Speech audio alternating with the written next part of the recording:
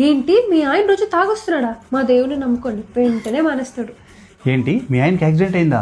మా దేవుడిని నమ్ముకోండి వెంటనే తగ్గిపోతుంది. ఏంటి మీ ఆయన క్యాన్సరా? మా దేవుని నమ్ముకోండి వెంటనే తగ్గిపోతుంది. ఏంటి మీ ఆయన జీతం కూడా ఇంట్లో కూడా? మా దేవుడిని నమ్ముకో వెంటనే మారిపోతాడు. ఎక్కడైనా విన్నట్టుందా? వినే ఉంటారు, ఎందుకంటే మన సమాజంలో రోజు జరిగేది అదే కదా. ఇది ఎప్పటి నుంచో మమ్మల్ని కుదిపేస్తున్న బాధండి. మానసికంగా కృంగిపోయిన వారిని, ఆర్థికంగా కుదేలైపోయిన వారిని టార్గెట్ చేసి మరీ మత మార్పిడి చేస్తున్నారు. స్వచ్ఛందంగా మతం మారే వాళ్ళ గురించి మాకు ఎటువంటి అభ్యంతరం లేదండి. మా ప్రాబ్లం ఎవరితో అంటే సేల్స్ టార్గెట్లు పెట్టుకుని ఇంటింటికి తిరుగుతూ మనుషుల్ని కన్వర్ట్ చేసి ఇన్సెంటివ్లు పొందుతున్నారు చూసారా, వాళ్ళతోనే మాకు ప్రాబ్లం. అసలు ఎందుకురా కన్వర్షన్స్ చేస్తున్నారని మేము అడుగుతుంటే మేము మతోన్మాదం అయిపోయాం, రిలీజియస్ హేట్రేట్ స్ప్రెడ్ చేస్తున్నాం.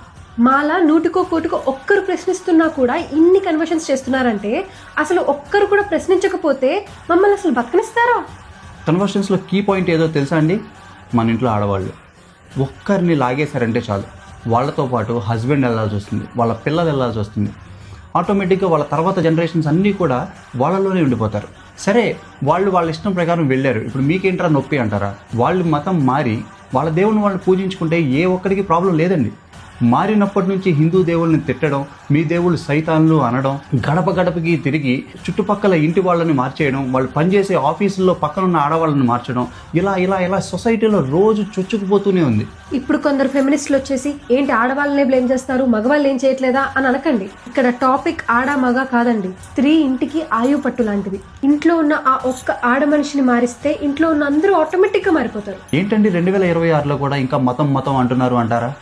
మేము మతం గురించి మాట్లాడుకుంటూ ఉంటాం, మతం మార్చడం మమ్మల్ని ఆపేస్తున్నారా?